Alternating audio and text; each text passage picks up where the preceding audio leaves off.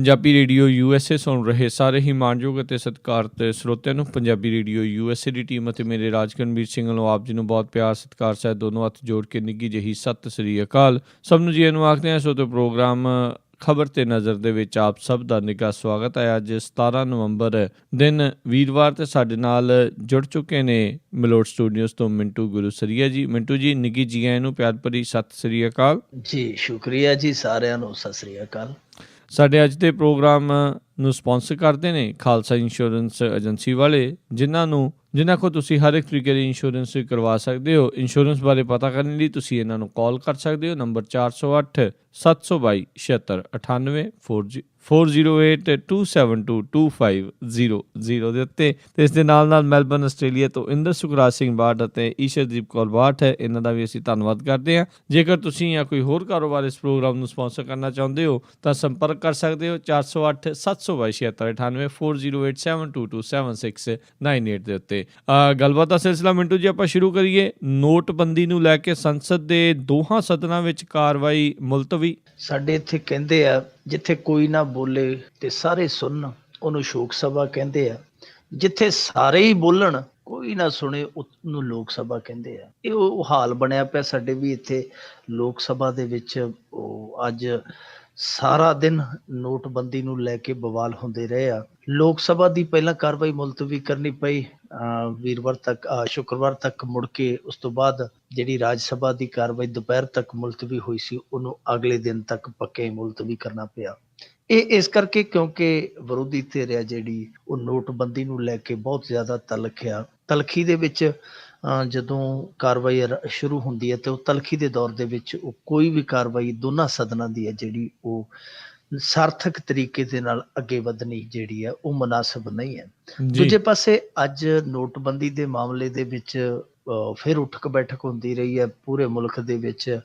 ਅਰਵਿੰਦ ਕੇਜਰੀਵਾਲ ਹੋਰਾਂ ਨੇ ਰੈਲੀ ਕੀਤੀ। ਰੈਲੀ ਦੇ ਵਿੱਚ ਉਹਨਾਂ ਨੇ ਬਹੁਤ ਜੰਮ ਕੇ ਕੋਸਿਆ ਨੋਟਬੰਦੀ ਦੇ ਮਾਮਲੇ ਤੇ ਨਰਿੰਦਰ ਮੋਦੀ ਹੋਰਾਂ ਨੂੰ। ਉਹਨੇ ਕਿਹਾ ਕਿ ਜਿਹੜੀ ਇਹ 8 ਲੱਖ ਕਰੋੜ ਦੀ ਇਹ ਗੇਮ ਹੋਈ ਹੈ ਸਾਰੀ, ਜਿਹਦੇ ਵਿੱਚ ਭਾਰਤੀ ਜਨਤਾ ਪਾਰਟੀ ਤੇ ਉਹਦੇ ਨੇੜਲੇ ਬੰਦੇ ਜਿਹੜੇ ਫਾਇਦਾ ਲੈ ਗਏ ਆ। ਇਹਨੇ ਸੁਭਾਸ਼ ਚੰਦਰਾ ਦਾ ਨਾਮ ਵੀ ਲੈ ਦਿੱਤਾ। ਸੁਭਾਸ਼ ਚੰਦਰਾ ਜੀ ਵਾਲਾ, ਜੀ ਸਮੂਹ ਵਾਲਾ, ਉਹਦਾ ਨਾਂ ਲੈ ਦਿੱਤਾ ਤੇ ਉਹ ਨਾਲ ਦੀ ਨਾਲ ਹੀ ਕੋਰਟ ਦੇ ਵਿੱਚ ਚਲਾ ਗਿਆ। ਇੱਕ ਹੋਰ ਮਾਣਹਾਨੀ ਦਾ ਕੇਸ ਹੈ ਜਿਹੜਾ ਅਰਵਿੰਦ ਕੇਜਰੀਵਾਲ ਤੇ ਉਹ ਫਿਰ ਇੱਕ ਨਵਾਂ ਦਰਜ ਹੋ ਗਿਆ।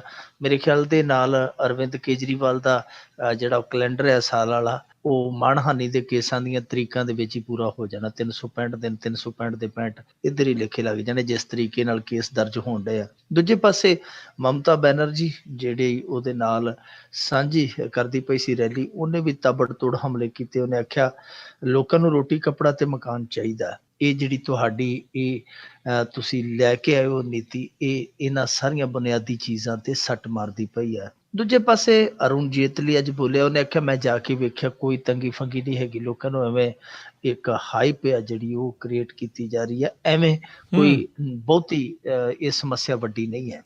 ਪਰ ਜੇ ਆਪਾਂ ਗੱਲ ਕਰੀਏ ਨੋਟਬੰਦੀ ਦੇ ਜੋ ਹੁਣ ਤੱਕ ਦੇ ਇਹ ਸਾਰੇ ਵਰਤਾਰੇ ਵਾਪਰਦੇ ਪਏ, ਉਹਨਾਂ ਦੇ ਵਿੱਚੋਂ ਅੱਜ ਕੁਝ ਤਬਦੀਲੀਆਂ ਵੇਖਣ ਨੂੰ ਮਿਲੀਆਂ। ਇੱਕ ਤੇ ਇਹ ਇਹਨਾਂ ਨੇ ਕੀਤਾ ਕਿ ਜਿਹੜੇ ਵਿਆਹ ਸ਼ਾਦੀ ਵਾਲੇ ਘਰ ਆ, ਉਹਨਾਂ ਨੂੰ ਇਹਨਾਂ ਨੇ ਰਿਆਇਤ ਦਿੱਤੀ ਹੈ ਕਿ ਕੋਈ ਲਾੜਾ ਕੋਈ ਲਾੜੀ ਜਿਹੜਾ ਆ ਉਹ ਵਿਆਹ ਦਾ ਕਾਰਡ ਦਿਖਾ ਕੇ 2.5 ਲੱਖ ਰੁਪਏ ਤੱਕ ਉਹ ਅਕਾਊਂਟ ਦੇ ਵਿੱਚੋਂ ਵਿਦਡਰੋ ਕਰ ਸਕਦਾ ਹੈ, ਉਹ ਨਿਕਾਸੀ ਕਰ ਸਕਦਾ ਆਪਣੇ ਖਾਤੇ ਚੋਂ। ਇੱਕ ਚੰਗੀ ਗੱਲ ਆ।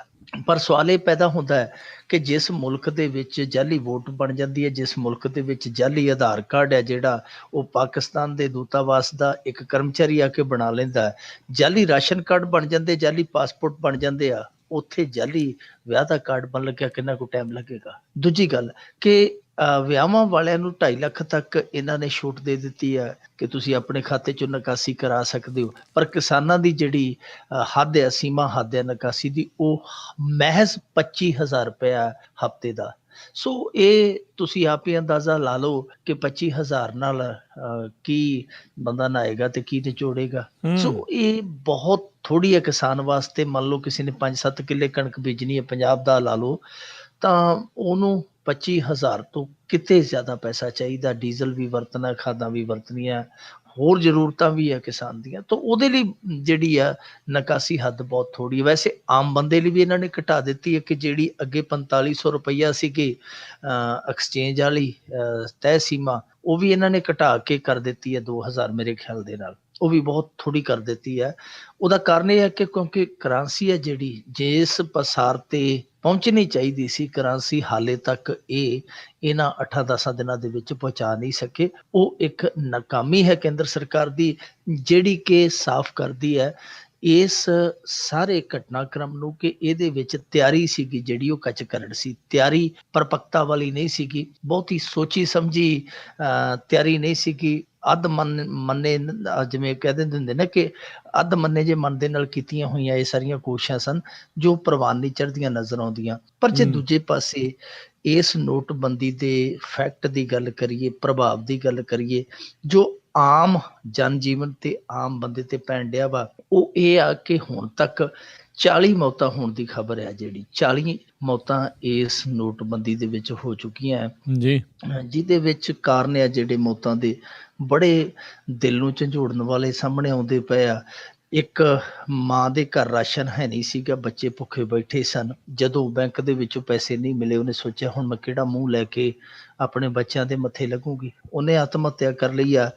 ਇੱਕ BSF ਜਵਾਨ ਦਾ ਮੁੰਡਾ ਸੀ 17 ਸਾਲਾਂ ਦਾ, ਉਹਨੇ ਮਾਂ ਕੋਲੋਂ ਖੁੱਲੇ ਪੈਸੇ ਮੰਗੇ, ਉਹਨੇ ਆਖਿਆ ਮੈਂ ਬਾਹਰ ਘੁੰਮਣ ਜਾਣਾ, ਮੈਨੂੰ ਤੇ ਛੋਟੇ ਨੋਟ ਦੇ, ਬਾਹਰ ਚੱਲਣੇ ਨਹੀਂ। ਉਹਨੇ ਆਖਿਆ ਮੈਂ ਕਿੱਥੋਂ ਲਿਆਵਾਂ, ਮੇਰੇ ਕੋਲ ਤੇ ਇਹੀ ਆ, ਇਹ ਲੈ ਜਾ ਵੱਡੇ ਨੋਟ, ਤੇ ਉਹਨੇ ਲੜ ਕੇ ਫਾਹ ਲੈ ਲਿਆ। ਛੱਤੀਸਗੜ੍ਹ ਦੇ ਵਿੱਚ ਇੱਕ ਬਾਪ ਜੋ ਮਜਬੂਰ ਸੀ ਕਿਉਂਕਿ ਉਹਦੇ ਬੱਚੇ ਜਿਹੜੇ ਤਮਿਲਨਾਡੂ ਦੇ ਵਿੱਚ ਫਸੇ ਹੋਏ ਸਨ, ਉਹਨੇ 3000 ਰੁਪਈਆ ਭੇਜਣਾ ਸੀ। ਬੱਚਿਆਂ ਨੇ ਆਖਿਆ ਕਿ ਜੇ ਪਾਪਾ ਭੇਜਣੇ ਤੇ ਖੁੱਲੇ ਪੈਸੇ ਭੇਜਿਓ। ਉਹਨੇ ਖੁੱਲਿਆਂ ਦਾ ਅਰੇਂਜਮੈਂਟ ਸ਼ੁਰੂ ਕੀਤਾ ਕਿ ਕਰਾਂ ਕਿਸੇ ਪਾਸਿਓਂ, ਪਰ ਨਹੀਂ ਹੋਇਆ ਅਰੇਂਜਮੈਂਟ। ਉਸ ਤੋਂ ਬਾਅਦ ਉਹਨੇ ਵੀ ਫਾਹ ਲੈ ਲਿਆ। ਸੋ ਜਿਹੜੀਆਂ ਇਹ ਘਟਨਾਵਾਂ ਵਾਪਰਦੀਆਂ ਪਈਆਂ ਬਹੁਤ ਜ਼ਿਆਦਾ ਸੋਚਣ ਲਈ ਮਜਬੂਰ ਕਰਦੀਆਂ ਕਿ ਜੇ ਇਸ ਪੱਧਰ ਦੀ ਬੇਚੈਨੀ ਹੈ, ਜੇ ਇਸ ਪੱਧਰ ਦੀ ਮਜਬੂਰੀ ਆਮ ਬੰਦੇ ਨੂੰ, ਤਾਂ ਫਿਰ ਸਰਕਾਰ ਨੂੰ ਥੋੜ੍ਹੀ ਜਿਹੀ ਮੁਲਾਇਮਤਾ ਦਿਖਾਉਣੀ ਚਾਹੀਦੀ ਹੈ, ਥੋੜ੍ਹੀ ਜਿਹੀ ਢਿੱਲ ਦੇਣੀ ਚਾਹੀਦੀ ਹੈ, ਕਿਉਂਕਿ ਇਸ ਤਰੀਕੇ ਦੀਆਂ ਜਿਹੜੀਆਂ ਮੌਤਾਂ ਹੈ ਇਹ ਬਹੁਤ ਜ਼ਿਆਦਾ ਵੱਧ ਜਾਣਗੀਆਂ ਹੋਰ ਆਉਣ ਵਾਲੇ ਦਿਨਾਂ ਤੱਕ, ਕਿਉਂਕਿ ਹਾਲੇ ਦੱਸਦੇ ਆ ਕਿ ਇਹ ਸਾਰੀ ਸਥਿਤੀ ਹੈ ਜਿਹੜੀ ਆਮ ਵਰਗੀ ਹੋਣ ਲੱਗਿਆ ਬਹੁਤ ਸਾਰਾ ਟਾਈਮ ਹਾਲੇ ਲੈਣਾ ਇਹਨੇ ਬਾਕੀ ਹੈ।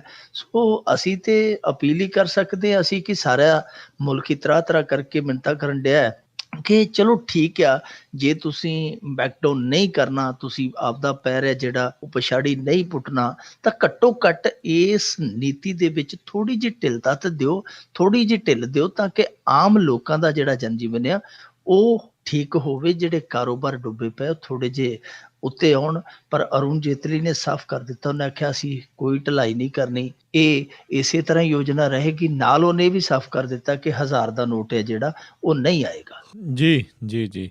ਅਤੇ ਅਗਲੀ ਆਪਾਂ ਮਿੰਟੂ ਜੀ ਜੇ ਗੱਲ ਕਰੀਏ ਵੀ SYL ਨੂੰ ਲੈ ਕੇ ਪੰਜਾਬ ਵੱਲੋਂ ਜਿਹੜੇ ਆ ਪੰਜਾਬ ਦੇ ਕਿਸਾਨਾਂ ਨੂੰ ਜ਼ਮੀਨ ਮੋੜਨ ਦੇ ਖਿਲਾਫ ਹਰਿਆਣਾ ਗਿਆ ਸੁਪਰੀਮ ਕੋਰਟ। ਹਰਿਆਣੇ ਨੇ ਸੁਪਰੀਮ ਕੋਰਟ ਦੇ ਵਿੱਚ ਜਾਣਾ ਹੀ ਜਾਣਾ ਸੀ, ਕਿਉਂਕਿ ਪਿਛਲੀ ਵਾਰੀ ਵੀ ਇਸ ਤਰ੍ਹਾਂ ਹੀ ਹੋਇਆ ਜਦੋਂ ਇਹਨਾਂ ਨੇ ਡੀਨੋਟੀਫਾਈਡ ਕੀਤਾ ਜ਼ਮੀਨ ਦੇ ਮਾਮਲੇ 'ਚ, ਉਹ ਨਾਲ ਦੀ ਨਾਲ ਸੁਪਰੀਮ ਕੋਰਟ 'ਚ ਚਲੇ ਗਏ। ਸੁਪਰੀਮ ਕੋਰਟ ਨੇ ਝੱਟ ਦੀ ਝੱਟ ਨਾਲ ਦੀ ਨਾਲ ਹੀ ਕਹਿ ਲਈਏ ਕਿ ਉਹ ਦੇਤਾ, ਸਟੇ ਕਰ ਦਿੱਤਾ। ਹੁਣ ਇਹਨਾਂ ਨੇ ਦੁਬਾਰਾ ਕੀਤਾ ਤੇ ਫਿਰ ਉਹ ਸੁਪਰੀਮ ਕੋਰਟ ਦੇ ਵਿੱਚ ਗਏ। ਸੁਪਰੀਮ ਕੋਰਟ ਨੇ ਹਾਲਾਂਕਿ ਸੁਣਵਾਈ ਨਹੀਂ ਕੀਤੀ, ਸੁਣਵਾਈ ਪਾ ਦਿੱਤੀ ਉਹਨਾਂ ਨੇ ਸੋਮਵਾਰ ਤੇ। ਇਹਨਾਂ ਨੂੰ ਪਤਾ ਸੀ, ਮੈਂ ਉਸ ਦਿਨ ਵੀ ਗੱਲ ਕਹੀ ਸੀ ਕਿ ਇਹਨਾਂ ਦੇ ਕੁੱਲ ਦਿਨ ਆ ਜਿਹੜੇ ਉਹ ਗਿਣਿੰਦਾ ਚੁਣਿੰਦਾ ਹੀ ਆ, ਜੇ ਖਿੱਚਦੇ ਨੇ ਮੀਟਰ ਤੇ ਠੀਕ ਆ, ਨਹੀਂ ਤਾਂ ਸਟੇ ਦੁਬਾਰਾ ਹੋ ਸਕਦਾ। ਉਹੀ ਗੱਲ ਆ ਕਿ ਇਹਨਾਂ ਨੇ ਫਿਰ ਕੀ ਕੀਤਾ, ਜਿਹੜੇ ਮਾਲ ਵਿਭਾਗ ਦੇ ਅਧਿਕਾਰੀ ਆ, ਜਿਹੜੇ DC ਆ, ਇਹ ਸਾਰੇ ਝੋਂਕ ਦਿੱਤੇ ਕਿ ਭਾਈ ਤੁਸੀਂ ਦਿਨ ਰਾਤ ਇੱਕ ਕਰਕੇ ਇਸ ਕੰਮ ਨੂੰ ਨੇਪਰੇ ਚਾੜੋ। ਵੈਸੇ ਕਾਗਜ਼ੀ ਕਾਰਵਾਈ ਦੱਸਦੇ ਇਹਨਾਂ ਨੇ ਉਸੇ ਰਾਤ ਹੀ ਪੂਰਾ ਕਰ ਲਿਆ ਸੀ, ਜੋ ਕਾਗਜ਼ੀ ਕੰਮ ਸੀਗਾ ਉਹ ਨਿਬੇੜ ਲਿਆ। ਹੁਣ ਥੋੜ੍ਹੀ ਬਹੁਤੀ ਕਾਰਵਾਈ ਰਹਿੰਦੀ ਹੈ, ਆਉਣ ਵਾਲੇ ਦਿਨਾਂ ਤੱਕ ਹੋ ਸਕਦਾ ਕਰੇਨਾਂ ਦੁਬਾਰਾ ਉੱਥੇ ਲੱਗੀਆਂ ਦਿਸ ਪੈਣ, ਕਿਉਂਕਿ ਸੋਮਵਾਰ ਹਾਲੇ ਦੂਰ ਆ।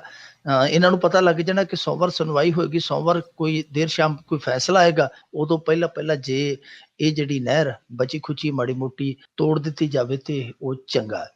ਦੂਜੇ ਪਾਸੇ ਹਰਿਆਣੇ ਵਾਲੇ ਇਸ ਕਰਕੇ ਤੱਤੇ ਕਾਲੇ, ਉਹਨਾਂ ਨੂੰ ਪਤਾ ਕਿ ਇਹ ਕਿਹੜੇ ਦਾਅ ਤੇ ਆ। ਇਹਨਾਂ ਦਾ ਦਾਅ ਇਹ ਹੈ ਕਿ ਵੱਧ ਤੋਂ ਵੱਧ ਜਿਹੜੀ SYL ਹੈ ਉਹ ਨੁਕਸਾਨ ਦਿੱਤੀ ਜਾਵੇ ਤਾਂ ਕਿ ਉਹਦੀ ਦੁਬਾਰਾ ਬਣਨ ਦੀ ਸੰਭਾਵਨਾ ਜਿਹੜੀ ਘਟਦੀ ਜਾਵੇ। ਵੈਸੇ ਵੀ ਹੁਣ ਉਹਦੀ ਸੰਭਾਵਨਾ ਬਣਨ ਦੀ ਹੈ ਜਿਹੜੀ ਉਹ ਬੜੀ ਥੋੜੀ ਹੈ। ਜੀ ਹਰਿਆਣੇ ਵਾਲੇ ਕੱਲਾ ਸੁਪਰੀਮ ਕੋਰਟ 'ਚ ਹੀ ਨਹੀਂ ਗਏ, ਅੱਜ ਉਹਨਾਂ ਦੀ ਸਰਬਦਲੀ ਮੀਟਿੰਗ ਸੀ, ਉਹਦੇ ਵਿੱਚ ਇਹ ਫੈਸਲਾ ਹੋਇਆ ਕਿ ਅਸੀਂ ਰਾਸ਼ਟਰਪਤੀ ਨੂੰ ਵੀ ਮਿਲਾਂਗੇ, ਰਾਸ਼ਟਰਪਤੀ ਨੂੰ ਵੀ ਮਿਲਣ ਜਾ ਰਹੇ। ਇੱਧਰ ਕਾਂਗਰਸੀ ਅੱਜ ਰਾਸ਼ਟਰਪਤੀ ਨੂੰ ਮਿਲ ਆਏ ਆ। ਅਕਾਲੀ ਦਲ ਵਾਲੇ ਆ ਜਿਹੜੇ, ਇਹਨਾਂ ਨੇ ਟਾਈਮ ਮੰਗਿਆ ਸੀ, ਰਾਸ਼ਟਰਪਤੀ ਨੇ ਇਹਨਾਂ ਨੂੰ ਟਾਈਮ ਨਹੀਂ ਦਿੱਤਾ, ਇਹਨਾਂ ਨੂੰ ਹੁਣ ਬਾਅਦ ਦੇ ਵਿੱਚ ਮਿਲਿਆ ਟਾਈਮ ਤੇ ਉਹ ਪਹਿਲਾਂ ਜਾ ਕੇ ਮਿਲਿਆ। ਅਕਾਲੀ ਦਲ ਵਾਲੇ ਇਤਰਾਜ਼ ਕਰਦੇ ਆ ਕਿ ਸਟੇਟ ਦੇ ਅਸੀਂ ਮਾਲਕ ਆ, ਅਸੀਂ ਸੱਤਾ ਸੰਚਾਲਕ ਆ ਤੇ ਟਾਈਮ ਹੈ ਜਿਹੜਾ ਉਹ ਸਾਡੇ ਤੋਂ ਪਹਿਲਾਂ ਇਹ ਕਾਂਗਰਸੀ ਲੈ ਗਏ ਆ।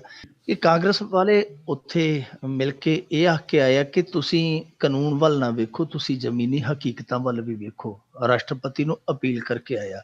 ਪਰ ਕਮਾਲ ਦੀ ਗੱਲ ਇਹ ਹੈ ਕਿ ਹਰਿਆਣੇ ਵਾਲੇ, ਚਾਹੇ ਉਹ ਇਨੈਲੋ ਵਾਲੇ ਹੋਣ, ਚਾਹੇ ਉਹ ਕਾਂਗਰਸੀ ਹੋਣ, ਚਾਹੇ ਭਾਰਤੀ ਜਨਤਾ ਪਾਰਟੀ ਵਾਲੇ ਹੋਣ, ਉਹ ਸਾਰੀ ਰਾਜਨੀਤੀ ਕਰਨ ਦੇ ਬਾਵਜੂਦ ਇੱਕ ਨਜ਼ਰ ਆਉਂਦੇ ਆ। ਜਦ ਕਿ ਇਹ ਦੇਖੋ 3 ਜਣੇ ਆ ਇੱਥੇ ਜਿਹੜੇ ਮੋਢੀ ਐ ਇਸ ਸਮੇਂ SYL ਤੇ ਸਿਆਸਤ ਕਰਨ ਵਾਲਿਆਂ ਚੋਂ, ਉਹ ਆਮ ਆਦਮੀ ਪਾਰਟੀ ਵਾਲੇ, ਇੱਕ ਕਾਂਗਰਸੀ ਤੇ ਇੱਕ ਅਕਾਲੀ ਭਾਜਪਾ ਨੂੰ ਤੇ ਇੱਕ ਖਾਨੇ 'ਚ ਹੀ ਰੱਖੋ। ਇਹ ਤਿੰਨੇ ਅੱਡੋ ਅੱਡ ਤੁਰੇ ਫਿਰਦੇ ਆ, ਅਕਾਲੀ ਅੱਡ ਤੁਰੇ ਫਿਰਦੇ, ਕਾਂਗਰਸੀ ਅੱਡ ਤੁਰੇ ਫਿਰਦੇ, ਆਮ ਆਦਮੀ ਪਾਰਟੀ ਵਾਲੇ ਲੰਘਦੇ ਟੱਪਦੇ, ਉਹ ਵੀ ਗਵਰਨਰ ਨੂੰ ਮੈਮੋਰੰਡਮ ਦੇ ਆਉਂਦੇ, ਮੰਗ ਪੱਤਰ ਦੇ ਆਉਂਦੇ, ਚਲੋ ਨਿਬੜਿਆ ਕੰਮ। ਇਹ ਆਪਣੇ ਘੋੜੇ ਭਜਾਈ ਫਿਰਦੇ, ਉਹ ਆਪਣੇ ਘੋੜੇ ਭਜਾਈ ਫਿਰਦੇ ਆ। ਜੇ ਹਰਿਆਣੇ ਵਾਲੇ ਇੱਕ ਮੁੱਠ ਹੋ ਕੇ ਲੜਾਈ ਲੜ ਸਕਦੇ ਆਪਣੇ ਰਾਜ ਲਈ ਤੇ ਇਹਨਾਂ ਨੂੰ ਕੀ ਹੋਇਆ? ਇਹ ਵੀ ਤੇ ਇਹ ਘੱਟੋ ਘੱਟ ਅੰਦਰੋਂ ਨਹੀਂ ਤੇ ਬਾਹਰੋਂ ਦਿਖਾ ਤੇ ਦੇਣ ਕਿ ਅਸੀਂ ਇਸ ਮੁੱਦੇ ਤੇ ਭਾਈ ਜਿਹੜੇ ਦਲ ਆ ਸਾਰੇ ਇੱਕਮਤ ਆ, ਅਸੀਂ ਇਕਜੁੱਟ ਆ। ਪਰ ਕਮਾਲ ਦੀ ਗੱਲ ਹੈ ਕਿ ਪੰਜਾਬੀ ਸਿਆਸਤ ਜਿਹੜੀ ਹੈ ਉਹ ਹਮੇਸ਼ਾ ਹੀ ਇਸ ਤਰੀਕੇ ਦੀ ਸਿਆਸਤ ਕਰਦੀ ਹੈ ਜਿਹਦੇ ਵਿੱਚ ਏਕਤਾ ਜਾਂ ਹਿੱਤ ਹੈ, ਜਿਹੜੇ ਸਟੇਟ ਦੇ ਹਿੱਤ, ਪੰਜਾਬ ਦੇ ਹਿੱਤ ਆ, ਉਹ ਬਹੁਤ ਦੂਰ ਦਿਖਾਈ ਦਿੰਦੇ ਇਹਨਾਂ ਦੀ ਸਿਆਸਤ ਤੋਂ। ਖੈਰ ਅੱਜ ਅਕਾਲੀ ਦਲ ਵਾਲਿਆਂ ਨੇ ਜਿੱਥੇ ਰਾਸ਼ਟਰਪਤੀ ਦੇ ਇਹਨਾਂ ਦੇ ਮਿਲਣ ਤੇ ਇਤਰਾਜ਼ ਕੀਤਾ, ਉੱਥੇ ਨਾਲ ਇਹ ਵੀ ਕਿਹਾ ਕਿ ਹੁਣ ਐਵੇਂ ਭੱਜੇ ਫਿਰਦੇ ਆ, ਇਹਨਾਂ ਦੀਆਂ ਕੀਤੀਆਂ ਅਸੀਂ ਭੁਗਤਣ ਡਏ ਆ। ਹੁਣ ਇਹਨਾਂ ਨੂੰ ਪਤਾ ਅਕਾਲੀ ਦਲ ਹੈ ਜਿਹੜਾ ਉਹ ਪਾਣੀ ਰੋਕੇਗਾ, ਇਸ ਕਰਕੇ ਹੁਣ ਐਵੇਂ ਬਸ ਇਹ ਤੇ ਫਾਰਮੈਲਿਟੀ ਖਾਨਾ ਪੂਰਤੀ ਕਰਦੇ ਪਏ ਆ। ਜਿੰਨੀ ਮਰਜ਼ੀ ਸਿਆਸਤ ਇਸ ਮੁੱਦੇ ਤੇ ਹੋ ਜਾਵੇ, ਅੰਤਲੀ ਗੱਲ ਇਹ ਹੈ ਕਿ ਰਾਸ਼ਟਰਪਤੀ ਨੂੰ ਜਿਹੜਾ ਮਿਲਣਾ ਉਹ ਠੀਕ ਹੈ ਕਿ ਇੱਕ ਹਿੱਸਾ ਹੈ ਸਾਡੇ ਸੰਵਿਧਾਨਕ ਪ੍ਰਕਿਰਿਆਵਾਂ ਦਾ। ਪਰ ਜੇ ਆਪਾਂ ਦੇਖੀਏ ਸਾਰਾ ਇਸ ਮੁਲਕ ਦਾ ਜਿਹੜਾ ਸੰਵਿਧਾਨਕ ਤੇ ਜਿਹੜਾ ਇੱਥੋਂ ਦਾ ਸਿਆਸੀ ਢਾਂਚਾ ਹੈ, ਉਹਦੇ ਵਿੱਚ ਮੂਲ ਇਸ ਸਮੇਂ ਜਿਹੜੀ ਪਾਵਰ ਆ, ਉਹ ਪਾਵਰ ਨਜ਼ਰ ਆਉਂਦੀ ਹੈ ਨਰਿੰਦਰ ਮੋਦੀ। ਜੋ ਫੈਸਲਾ SYL ਤੇ ਕਰਨਾ ਆ ਉਹ ਕਰਨਾ ਨਰਿੰਦਰ ਮੋਦੀ ਨੇ। ਨਰਿੰਦਰ ਮੋਦੀ ਕੋਲ ਨਾ ਤੇ ਭਾਜਪਾ ਵਾਲੇ ਜਾਂਦੇ ਆ, ਨਾ ਹੀ ਅਕਾਲੀ ਜਾਂਦੇ ਆ, ਨਾ ਹੀ ਕਾਂਗਰਸੀਆਂ ਨੇ ਕਿਹਾ ਕਿ ਅਸੀਂ ਨਰਿੰਦਰ ਮੋਦੀ ਨੂੰ ਮਿਲਾਂਗੇ, ਨਾ ਹੀ ਇਹ ਜਿਹੜੇ ਹਰਿਆਣੇ ਵਾਲੇ ਆ ਇਹ ਉਧਰ ਨੂੰ ਗਏ ਆ। ਅੱਜ ਖੱਟਰ ਨੇ ਜ਼ਰੂਰ ਕਿਹਾ, ਉਹਨੇ ਆਖਿਆ ਅਸੀਂ ਮਿਲਾਂਗੇ ਨਰਿੰਦਰ ਮੋਦੀ ਨੂੰ, ਪਰ ਅਖੀਰ ਦੇ ਵਿੱਚ ਇਹ ਜਿਹੜੀ ਤੱਕੜੀ ਨੇ ਇੱਕ ਪੱਲੇ ਇੱਕ ਪਾਸੇ ਤੁਲਨਾ ਵਾ, ਉਹ ਤੁਲਨਾ ਨਰਿੰਦਰ ਮੋਦੀ ਨੇ। ਨਰਿੰਦਰ ਮੋਦੀ ਕਿਹੜੇ ਪਾਸੇ ਤੁਲੇਗਾ ਇਹ ਸਮਾਂ ਦੱਸੇਗਾ। ਪਰ ਹਾਲ ਦੀ ਘੜੀ ਜਿਹੜੀ SYL ਆ, ਉਹਦੇ ਉੱਤੇ ਜਿਹੜੀ ਸਿਆਸਤ ਇਸ ਸਮੇਂ ਹੋ ਰਹੀ ਆ, ਉਹ ਪੰਜਾਬ ਤੇ ਹਰਿਆਣੇ ਦੇ ਵਿੱਚ ਬਿਲਕੁਲ ਵੱਖੋ ਵੱਖਰੀ ਵੇਖਣ ਨੂੰ ਮਿਲਦੀ ਪਈ ਹੈ। ਇੱਕ ਪਾਸੇ ਉਹ ਜਿਹੜੇ ਭਾਜਪਾ ਵਾਲੇ ਉੱਥੇ ਅੱਡੀ ਚੋਟੀ ਦਾ ਜ਼ੋਰ ਲਾਉਣ ਡੇ ਆ, ਇੱਧਰਲੇ ਜਿਹੜੇ ਭਾਜਪਾ ਵਾਲੇ ਆ ਉਹ ਕਹਿੰਦੇ ਅਸੀਂ ਪਾਣੀ ਦਾ ਤਿੱਪ ਵੀ ਹੈ ਜਿਹੜਾ ਉਧਰ ਨਹੀਂ ਜਾਣ ਦੇਣਾ। ਇਹ ਇੱਕ ਦਿਲਚਸਪ ਗੱਲ ਹੈ ਰਾਜਕਰਨਵੀਰ ਸਿੰਘ ਜੀ, ਜਿਹੜੇ ਅਮਿਤ ਸ਼ਾਹ ਤੇ ਨਰਿੰਦਰ ਮੋਦੀ ਦੇ ਅੱਗੇ ਵਿਜੇ ਸਾਂਪਲਾ ਵਰਗੇ ਝੁਕ ਝੁਕ ਸਜਦੇ ਕਰਦੇ ਆ, ਅੱਖ ਨਹੀਂ ਚੁੱਕਦੇ, ਜ਼ੁਬਾਨ ਨਹੀਂ ਹਿਲਾਉਂਦੇ। ਆ ਪੰਜਾਬ ਦੇ ਖਾਸ ਤੌਰ ਤੇ ਜਿਹੜੇ ਸਿਆਸਤਦਾਨ ਆ, ਉਹ ਏਡਾ ਖੁੱਲ ਕੇ ਇਹ ਕਹਿੰਦੇ ਅਸੀਂ ਪਾਣੀ ਦੀ ਤਿੱਪ ਨਹੀਂ ਦੇਣੀ, ਤੇ ਉਹ ਕਹਿੰਦੇ ਵੀ ਉਹਨਾਂ ਦੇ ਖਿਲਾਫ ਆ ਜਿਹੜੀ ਇਹਨਾਂ ਦੀ ਆਪਦੀ ਸਰਕਾਰ ਆ। ਰਾਜਸਥਾਨ 'ਚ ਵੀ ਇਹਨਾਂ ਦੀ ਆਪਦੀ ਆ, ਹਰਿਆਣੇ 'ਚ ਵੀ ਆਪਦੀ ਆ। ਇੱਥੋਂ ਕਿਤੇ ਨਾ ਕਿਤੇ ਇਹ ਵੀ ਸ਼ੱਕ ਜਿਹੜਾ ਆ, ਉਹ ਕਿਤੇ ਨਾ ਕਿਤੇ ਉਹ ਸ਼ੱਕ ਸਿਰ ਚੁੱਕਦਾ ਹੈ ਕਿ ਕਿਤੇ ਇਹ ਤੇ ਨਹੀਂ ਹੋ ਰਿਹਾ ਕਿ ਸਾਰਾ ਕੁਝ ਜਿਹੜਾ ਇਹ ਰਚਿਆ ਹੈ ਇਹ ਕਿਸੇ ਵਿਉਂਤ ਦਾ ਹਿੱਸਾ ਹੈ। ਕਿਉਂਕਿ ਜਾਪਦਾ ਇਹੀ ਹੈ ਕਿ ਜਿਸ ਤਰੀਕੇ ਦੇ ਨਾਲ ਭਾਜਪਾ ਵਾਲੇ ਇੱਥੋਂ ਦੇ ਉੱਭਰ ਕੇ ਬਿਆਨ ਦਿੰਦੇ ਆ, ਉਹ ਇਹ ਨਹੀਂ ਹੋ ਸਕਦਾ ਕਿ ਉਹ ਨਰਿੰਦਰ ਮੋਦੀ ਹੋਰਾਂ ਦੇ ਇਸ਼ਾਰੇ ਤੋਂ ਬਗੈਰ ਆਪਣੇ ਤੌਰ ਤੇ ਇੰਨਾ ਉੱਚੀ ਬੋਲਣ, ਕਿਉਂਕਿ ਇਹਨਾਂ ਦੇ ਮੂੰਹ ਤੇ ਇਹੋ ਜਿਹੇ ਸੁੱਖ ਨਾਲ, ਜਿਨ੍ਹਾਂ ਦੇ ਵਿੱਚ ਕਈ ਵਾਰ ਜ਼ਬਾਨ ਹੈ ਜਿਹੜੀ ਉਹ ਕਈ ਬਹੁਤ ਅਹਿਮ ਮੁੱਦਿਆਂ ਤੇ ਗਾਇਬ ਹੀ ਹੋ ਜਾਂਦੀ ਹੈ। ਜੀ, ਜੀ, ਬਿਲਕੁਲ। ਅਤੇ ਮਿੰਟੂ ਜੀ ਅਗਲੀ ਗੱਲ ਕਰੀਏ, ਯੂਪੀ ਦੇ ਜਿਹੜੇ ਮੁੱਖ ਮੰਤਰੀ ਆ, ਨੋਇਡਾ ਤੋਂ ਡਰਿਆ ਨਹੀਂ ਆਵੇਗਾ ਰਾਮਦੇਵ ਦੇ ਫੂਡ ਪਾਰਕ ਦੇ ਉਦਘਾਟਨ ਮੌਕੇ? ਰਾਮਦੇਵ ਦੇ ਫੂਡ ਪਾਰਕ ਵੀ ਹੈ ਜਿਹੜੇ ਥਾਂ-ਥਾਂ ਤੇ ਖੁੱਲ੍ਹਦੇ ਪਏ, ਮੋਗੇ ਦੇ ਵਿੱਚ ਵੀ ਖੁੱਲ੍ਹਣ ਦੀ ਸੰਭਾਵਨਾ ਸੀ, ਇਹ ਤੋਂ ਥੋੜ੍ਹਾ ਜਿਹਾ ਟਲ ਗਿਆ ਹੈ। ਹੂੰ, ਪਰ ਯੂਪੀ ਦੇ ਵਿੱਚ ਜਿਹੜੀ ਉਹ ਯਮੁਨਾ ਐਕਸਪ੍ਰੈਸ ਵੇ ਆ, ਉਹਦੇ ਕੰਢੇ ਤੇ ਲੈ ਗਿਆ, ਮੇਰੇ ਖਿਆਲ ਦੇ ਨਾਲ 400 ਕਿੱਲਾ ਜ਼ਮੀਨ ਲੈ ਗਿਆ ਤੇ ਉੱਥੇ ਇਸ ਫੂਡ ਪਾਰਕ ਦਾ ਉਦਘਾਟਨ ਆ। ਪਰ ਦਿਲਚਸਪ ਗੱਲ ਇਹ ਹੈ ਕਿ ਅਖਿਲੇਸ਼ ਯਾਦਵ ਨੇ ਆਖਿਆ ਕਿ ਮੈਂ ਐਤਕੀ ਵੀ ਉੱਥੇ ਨੋਇਡਾ ਨਹੀਂ ਜਾਣਾ। ਹੂੰ, ਅਖਿਲੇਸ਼ ਯਾਦਵ ਇਹ ਤੋਂ ਪਹਿਲਾਂ 2 ਵਾਰੀ ਪ੍ਰਧਾਨ ਮੰਤਰੀ ਆਇਆ ਨੋਇਡਾ ਦੇ ਵਿੱਚ, 1 ਵਾਰੀ ਰਾਸ਼ਟਰਪਤੀ ਪ੍ਰਣਬ ਮੁਖਰਜੀ ਆਇਆ, 3 ਵਾਰੀ ਨਹੀਂ ਗਿਆ। ਹਾਲਾਂਕਿ ਪ੍ਰੋਟੋਕਾਲ ਇਹ ਕਹਿੰਦਾ ਕਿ ਜਿੱਥੇ ਵੀ ਪ੍ਰਧਾਨ ਮੰਤਰੀ ਜਾਂਦਾ, ਰਾਸ਼ਟਰਪਤੀ ਜਾਂਦਾ ਹੈ, ਉਹਦੇ ਸਵਾਗਤ ਲਈ ਉੱਥੋਂ ਦਾ ਮੁੱਖ ਮੰਤਰੀ ਹੋਣਾ ਬਹੁਤ ਜ਼ਰੂਰੀ ਹੈ। ਪ੍ਰੋਟੋਕਾਲ ਤੋਂ ਵੱਖ ਜਾ ਕੇ, ਲਾਂਭੇ ਜਾ ਕੇ ਅਖਿਲੇਸ਼ ਯਾਦਵ ਨੋਇਡਾ ਦੇ ਵਿੱਚ ਨਹੀਂ ਆਇਆ। ਹੁਣ ਨੋਇਡਾ ਦੇ ਵਿੱਚ ਉਹਦਾ ਨਾਂ ਆਉਣਾ ਬੜਾ ਚਰਚਾ ਦਾ ਵਿਸ਼ਾ ਬਣਿਆ ਹੋਇਆ, ਕਿਉਂਕਿ ਨੋਇਡਾ ਦੇ ਵਿੱਚ ਪਿੱਛੇ ਜੇ ਇੱਕ ਉਹਨੇ ਉਦਘਾਟਨ ਕੀਤਾ ਸੀਗਾ ਜਨਵਰੀ ਦੇ ਵਿੱਚ। ਨੋਇਡਾ ਦਾ ਉਦਘਾਟਨ ਜਿਹੜਾ ਸੀ ਉਹਨੇ ਲਖਨਊ ਤੋਂ ਆਨਲਾਈਨ ਕੀਤਾ ਸੀ। ਸਾਰੇ ਹੈਰਾਨ ਸਨ ਕਿ ਉਹ ਨੋਇਡਾ ਕਿਉਂ ਨਹੀਂ ਜਾ ਰਿਹਾ। ਜੇ ਉਹ ਉਦਘਾਟਨ ਕਰਨ ਲਈ ਵਿਹਲਾ ਲਖਨਊ ਦੇ ਵਿੱਚ ਖੜ ਕੇ ਬਟਨ ਨੱਪ ਸਕਦਾ ਹੈ ਤੇ ਫਿਰ ਉੱਥੇ ਜਾਣ 'ਚ ਕੀ ਹਰਜ਼ ਆ।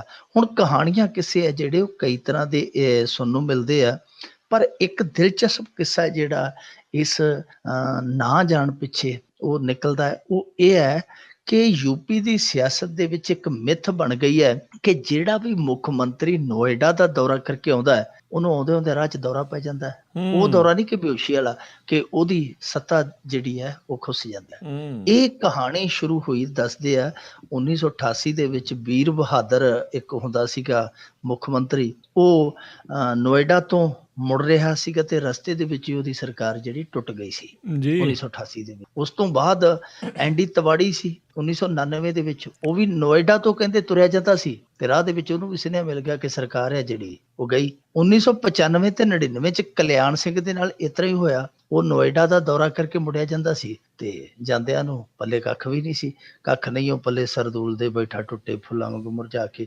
ਏਦਾਂ ਹੀ ਮੁਲਾਇਮ ਦੇ ਨਾਲ ਹੋਇਆ। ਮੁਲਾਇਮ ਨੇ ਆਪਣੀ ਜਿਹੜੀ ਕੁਰਸੀ ਸੀਗੀ ਉਹ ਗਵਾਈ ਤੇ 2011 ਦੇ ਵਿੱਚ ਮਾਇਆਵਤੀ ਦੀ ਜਦੋਂ ਸਰਕਾਰ ਗਈ ਹੈ, ਉਦੋਂ ਵੀ ਉਹ ਨੋਇਡਾ ਤੋਂ ਹੀ ਗਈ ਹੈ। ਇਸ ਕਰਕੇ ਅਖਿਲੇਸ਼ ਯਾਦਵ ਨੂੰ ਲੱਗਦਾ ਹੈ ਕਿ ਨੋਇਡਾ ਕਲਹਿਣਾ ਹੈ, ਖਾਸ ਤੌਰ ਤੇ ਮੁੱਖ ਮੰਤਰੀ ਲਈ ਕਲਛਣਾ ਹੈ। ਇਸ ਕਰਕੇ ਜਦੋਂ ਦਾ ਉਹ ਮੁੱਖ ਮੰਤਰੀ ਬਣਿਆ ਉਹ ਨੋਇਡਾ ਆਇਆ ਹੀ ਨਹੀਂ।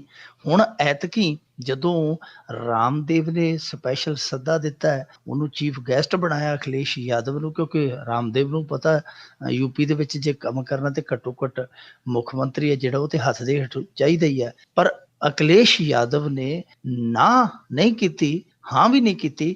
ਉਹ ਜਾਏਗਾ ਨਹੀਂ, ਸਾਰੀਆਂ ਚੀਜ਼ਾਂ ਲਈ ਉਹ ਆਪਣਾ ਇੱਕ ਵਫਦ ਉੱਥੇ ਭੇਜ ਰਿਹਾ ਹੈ। ਆਪ ਜਿਹੜੀ ਉਹਨੇ ਨਾ ਜਾਣ ਦੀ ਸਹੁੰ ਖਾਧੀ ਹੋਈ ਹੈ, ਉਸ ਸਹੁੰ ਨੂੰ ਨਿਭਾ ਰਿਹਾ। ਸੋ ਇਹ ਸਾਡੇ ਸਿਆਸਤ ਦੇ ਦਿਲਚਸਪ ਕਿੱਸੇ। ਇੱਕ ਦਿਨ ਮੈਂ ਤੁਹਾਨੂੰ ਦੱਸਿਆ ਸੀਗਾ, ਸਾਡੇ ਇੱਥੋਂ ਦਾ ਇੱਕ ਮੁੱਖ ਮੰਤਰੀ ਹੈ ਕਰਨਾਟਕ ਦਾ, ਸਿੱਧਾ ਰਮਈਆ, ਉਹਦੀ ਕਾਰ ਤੇ ਕਾਂ ਬਹਿ ਗਿਆ ਤੇ ਉਹਨੇ ਉਡਾਉਣ ਦੀ ਕੋਸ਼ਿਸ਼ ਕੀਤੀ, ਕਾਂ ਨਾ ਉੱਡਿਆ ਤੇ ਉਹਨੇ ਆਪਣੇ ਜੋਤਸ਼ੀ ਨੂੰ ਫੋਨ ਕੀਤਾ। ਉਹਨੇ ਆਖਿਆ ਜੀ ਇਹ ਕਾਂ ਆ ਜਿਹੜਾ ਤੁਹਾਡਾ ਕਾਲ ਆ, ਖੜੇ ਪੈਰ 14 ਲੱਖ ਦੀ ਉੱਥੇ ਕਾਰ ਜਿਹੜੀ ਹੈ ਨਵੀਂ ਮੰਗਾਉਣੀ ਪਈ।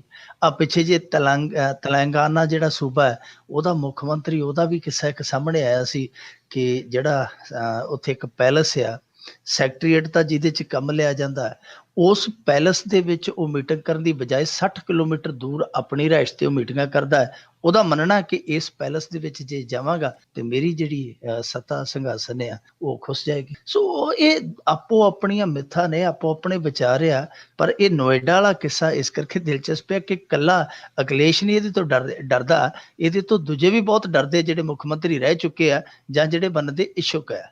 ਜੀ, ਜੀ, ਬਿਲਕੁਲ। ਤੇ ਮਿੰਟੂ ਜੀ ਅੱਗੇ ਆਪਾਂ ਵਧੀਆ ਵੀ ਭਾਰਤ ਸਰਕਾਰ ਨੇ 7,000 ਕਰੋੜ ਦਾ ਹੋਰ ਉਦਯੋਗ ਕਰਜ਼ਾ ਪਾਇਆ ਡੁੱਬੇ ਖਾਤਿਆਂ ਦੇ ਵਿੱਚ। ਇਹ ਸਾਡੇ ਇੱਥੋਂ ਦੇ ਮੁਲਕ ਦੀ ਇੱਕ ਲੁੱਟ ਦੀ ਵੰਨਗੀ ਕਹਿ ਲਈਏ ਆਪਾਂ। ਹੈ ਤੇ ਵੈਸੇ ਨਾ ਤੇ ਕਰਜ਼ੇ ਦਾ ਹੈ, ਇਹ ਲੁੱਟ ਹੀ ਹੈ।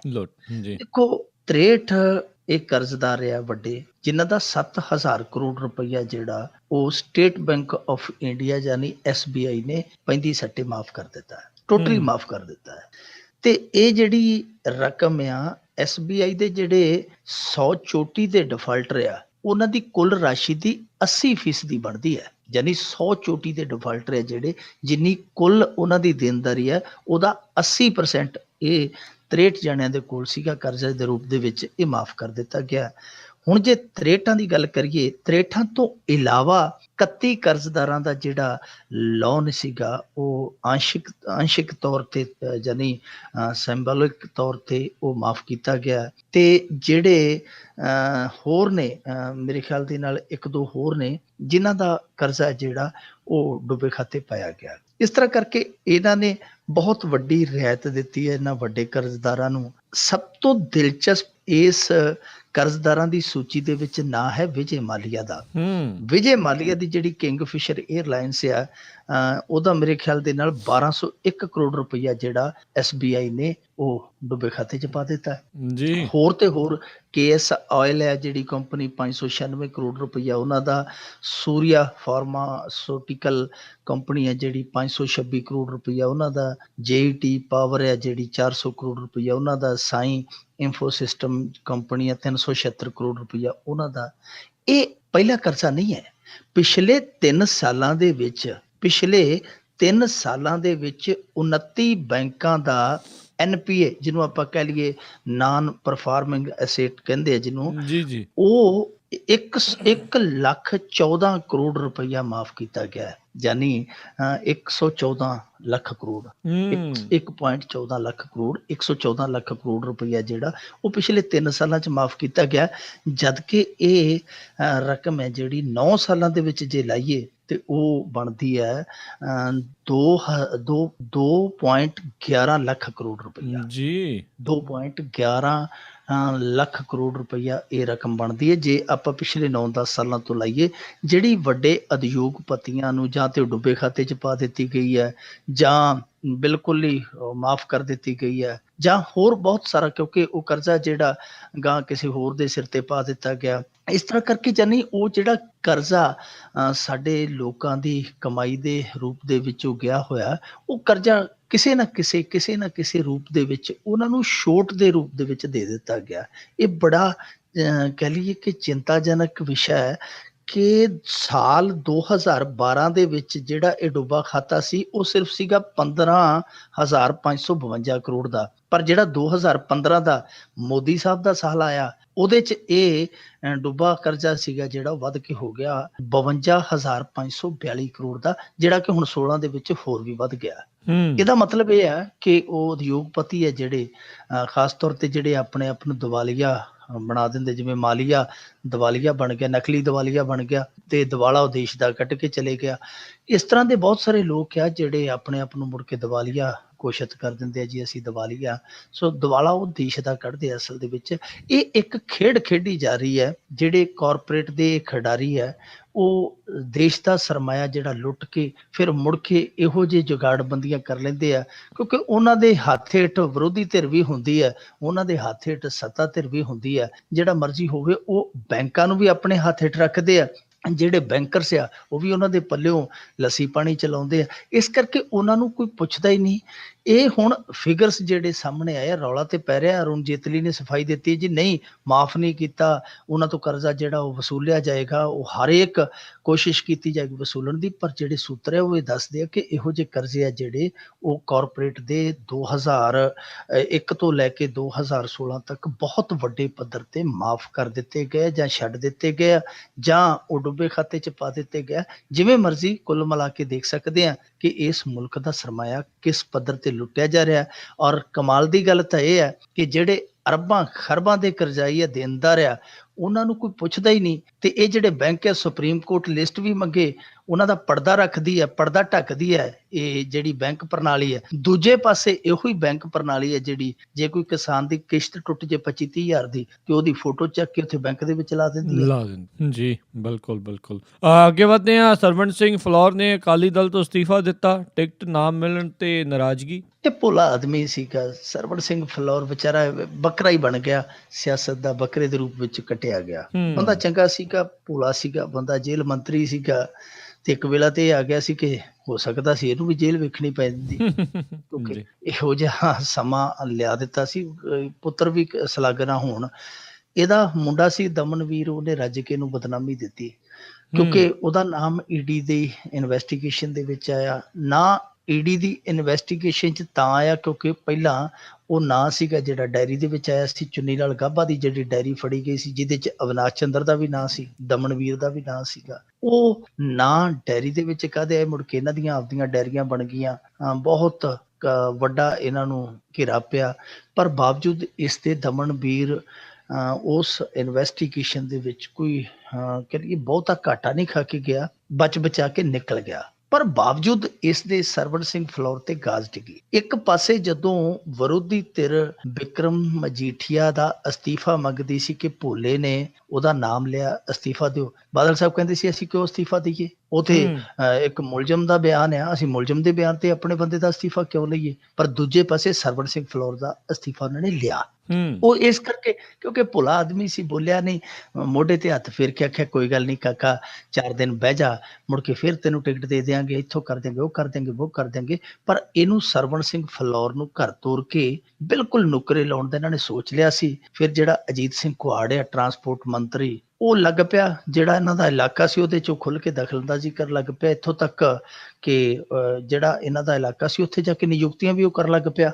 ਜਿੱਥੇ ਉਹਦਾ ਇਲਾਕਾ ਸ਼ਾਹਕੋਟ ਸੀ, ਉਹ ਇਹਨਾਂ ਦੇ ਇਲਾਕੇ ਦੇ ਵਿੱਚ ਜਾ ਕੇ, ਇਹਨਾਂ ਦੇ ਹਲਕੇ ਦੇ ਵਿੱਚ ਜਾ ਕੇ ਨਿਯੁਕਤੀਆਂ ਕਰਾਇਆ ਸੀ। ਲੋਕਾਂ ਨੂੰ ਉਦੋਂ ਪਤਾ ਲੱਗ ਗਿਆ ਸੀ ਕਿ ਬਾਦਲ ਪਰਿਵਾਰ ਨੇ ਸਰਵਣ ਸਿੰਘ ਫਲੋਰ ਨੂੰ ਹੁਣ ਕਿਸੇ ਹੋਰ ਪਾਸੇ ਤੋਰ ਦੇਣਾ, ਫਲੋਰ ਜਾਂ ਕਰਤਾਰਪੁਰ ਦੇ ਵਿੱਚ ਨਹੀਂ ਆਉਣ ਦੇਣਾ। ਕਰਤਾਰਪੁਰੋਂ ਇਹ ਅੱਗੇ ਜਿੱਤਿਆ ਸੀ, ਐਤਕੀ ਟਿਕਟ ਕੱਟੀ ਕੇ ਸਰਵਣ ਸਿੰਘ ਫਲੋਰ ਨੂੰ ਫਿਰ ਪਤਾ ਲੱਗ ਗਿਆ ਕਿ ਹੁਣ ਅਕਾਲੀ ਦਲ ਦੇ ਵਿੱਚ ਜਿੰਨੀ ਕੁ ਸਾਂਝ ਪਿਆਲੀ ਸੀ ਉਹ ਨਿਭ ਗਈ ਹੈ। ਇਹ ਤੋਂ ਚੰਗਾ ਕਿ ਹੁਣ ਹੋਰ ਕਰਵਾਈ ਜਾਵੇ, ਆਪਣਾ ਕੋਈ ਕਿਨਾਰਾ ਕਰ ਲਈਏ, ਰੁੱਖ ਕਰ ਲਈਏ। ਇਸ ਕਰਕੇ ਸਰਵਣ ਸਿੰਘ ਫਲੋਰ ਨੇ ਆਪਣਾ ਅਸਤੀਫਾ ਜਿਹੜਾ ਉਹ ਅੱਜ ਸੁਖਬੀਰ ਸਿੰਘ ਬਾਦਲ ਨੂੰ ਭੇਜ ਦਿੱਤਾ। ਹੁਣ ਸੁਖਬੀਰ ਸਿੰਘ ਬਾਦਲ ਅੱਗੇ ਫੈਸਲਾ ਜੋ ਮਰਜ਼ੀ ਕਰੇ, ਪਰ ਸਰਵਣ ਸਿੰਘ ਫਲੋਰ ਜਿਹੜਾ ਹੈ ਉਹ ਆਪਣਾ ਫੈਸਲਾ ਕਰ ਚੁੱਕਾ। ਮੇਰੇ ਖਿਆਲ ਦੇ ਨਾਲ ਜਿੰਨੀ ਨਿਭ ਗਈ ਨਿਭਾ ਲਈ, ਆਪਾਂ ਦਿਲ ਜਾਨੀਆਂ ਤੇ ਹੋਰ ਬਦਨਾਮ ਨਾ ਕਰੀ। ਹੁਣ ਇਹੀ ਕਹਿਣਗੇ ਸਰਵਣ ਸਿੰਘ ਫਲੋਰ, ਹੋਰ ਤੇ ਉਹਨਾਂ ਦੇ ਕੋਲ ਬਚਿਆ ਕੱਖ ਨਹੀਂ।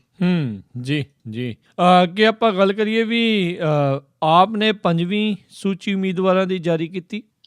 ਆਮ ਆਦਮੀ ਪਾਰਟੀ ਧੜੱਲੇ ਨਾਲ ਸੂਚੀਆਂ ਜਾਰੀ ਕਰਨ ਡਈ ਹੈ ਜੀ। ਚੌਥੀ ਹਾਲੇ ਕੁਝ ਦਿਨ ਪਹਿਲਾਂ ਆਈ ਸੀ, 5ਵੀਂ ਵੀ ਆ ਗਈ। ਅੱਜ ਦੇਰ ਸ਼ਾਮ ਪਠਾਨਕੋਟ ਤੋਂ ਇਹਨਾਂ ਨੇ ਜੋ ਡਿਕਲੇਅਰ ਕੀਤਾ ਆਪਣਾ ਉਮੀਦਵਾਰ, ਉਹ ਹੈ ਰਾਜਕੁਮਾਰ ਮਹਾਜਨ। ਅੰਮ੍ਰਿਤਸਰ ਸੈਂਟਰਲ ਤੋਂ ਹੈ ਬਲਵਿੰਦਰ ਸਿੰਘ ਸਹੋਤਾ, ਜਲੰਧਰ ਸੈਂਟਰਲ ਤੋਂ ਹੈ ਸੰਜੀਵ ਸ਼ਰਮਾ, ਫਿਰੋਜ਼ਪੁਰ ਸ਼ਹਿਰੀ ਤੋਂ ਹੈ ਨਰਿੰਦਰ ਸੰਧਾ, ਗੁਰੂ ਹਰਸਾਏ ਤੋਂ ਆ ਮਲਕੀਤ ਥਿੰਦ, ਬੱਲੂਆਣਾ ਰਿਜ਼ਰਵ ਤੋਂ ਹੈ ਗਿਰੀਰਾਜ ਰਜੌਰੀਆ, ਕਾਦੀਆਂ ਜਰਨਲ ਤੋਂ ਹੈ ਕਮਲਪ੍ਰੀਤ ਸਿੰਘ ਕਾਕੀ, ਜੰਡਿਆਲਾ ਤੋਂ ਹੈ ਜੀ ਹਰਭਜਨ ਸਿੰਘ, ਇਹ ਸੀਟ ਰਾਖਵੀਂ ਹੈ। ਖਡੂਰ ਸਾਹਿਬ ਜਰਨਲ ਤੋਂ ਹੈ ਭੁਪਿੰਦਰ ਸਿੰਘ ਬਿੱਟੂ, ਖੇਮਕਰਨ ਤੋਂ ਕੈਪਟਨ ਬਿਕਰਮਜੀਤ ਸਿੰਘ ਪੌਵਿੰਡ, ਸਨੌਰ ਤੋਂ ਹੈ ਜੀ ਕੁਲਦੀਪ ਕੌਰ ਟੌੜਾ ਤੇ ਬਾਘਾ ਪੁਰਾਣਾ ਤੋਂ ਹੈ ਜੀ GS ਕੰਗ।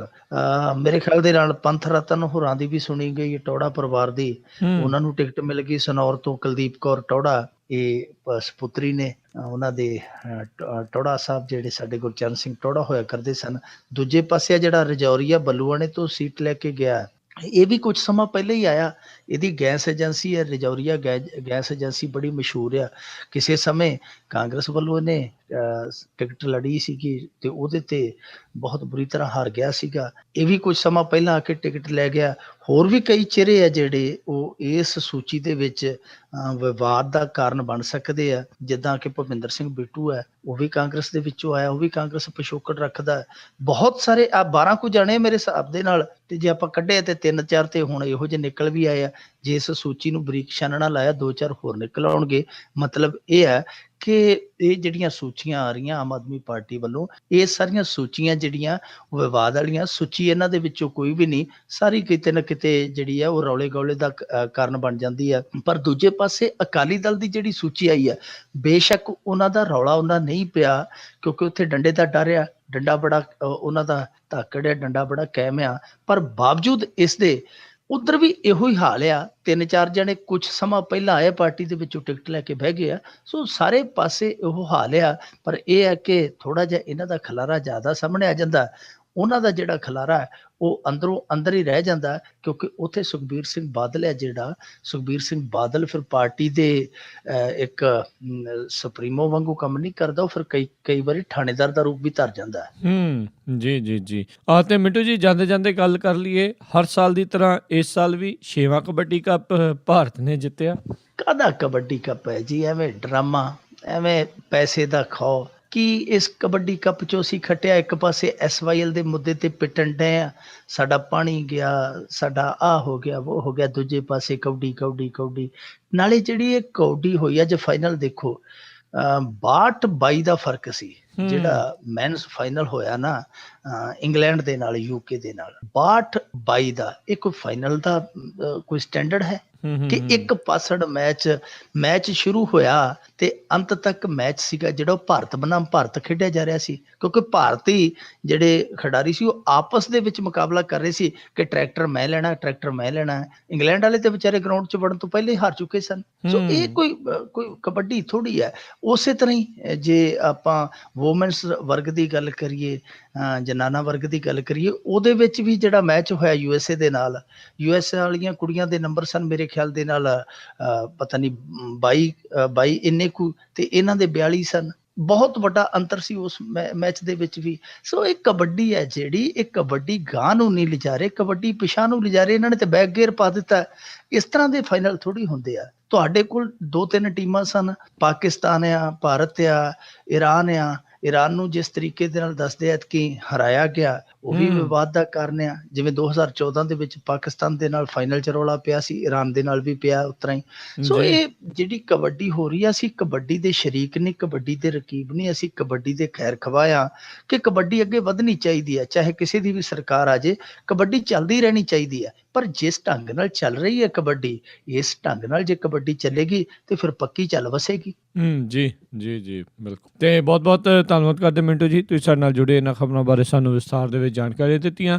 ਅਗਲੇ ਬੁਲੇਟਿਨ ਤੱਕ ਲਈ ਤੁਹਾਡਾ ਬਹੁਤ ਬਹੁਤ ਧੰਨਵਾਦ, ਮਿਹਰਬਾਨੀ, ਸਤਿ ਸ੍ਰੀ ਅਕਾਲ ਜੀ। ਸ਼ੁਕਰੀਆ ਜੀ, ਸਤਿ ਸ਼੍ਰੀ ਅਕਾਲ। ਤੇ ਸਰੋਤਿਓ, ਇੱਥੇ ਹੀ ਸਾਡਾ ਅੱਜ ਦਾ ਇਹ ਪ੍ਰੋਗਰਾਮ ਖਬਰ ਤੇ ਨਜ਼ਰੋਂ ਵੀ ਹੁਣ ਸਮਾਪਤ ਹੁੰਦਾ ਹੈ। ਹੁਣ ਮੈਨੂੰ ਰਾਜਕਨਵੀਰ ਸਿੰਘ ਨੂੰ ਵੀ ਇਜਾਜ਼ਤ ਦਿਓ। ਮੇਰੇ ਵੱਲੋਂ ਵੀ ਆਪ ਸਭ ਨੂੰ ਬਹੁਤ ਪਿਆਰ ਸਤਿਕਾਰ ਸਹਿਤ ਦੋਨੋਂ ਹੱਥ ਜੋੜ ਕੇ ਨਿੱਘੀ ਜਿਹੀ ਸਤਿ ਸ੍ਰੀ ਅਕਾਲ। ਜਿੰਨੇ ਵਾਸਤੇ ਰਹੋ, ਹੱਸਦੇ ਖੇਲਦੇ ਰਹੋ ਤੇ ਸੁਣਦੇ ਰਹੋ ਪੰਜਾਬੀ ਰੇਡੀਓ USA।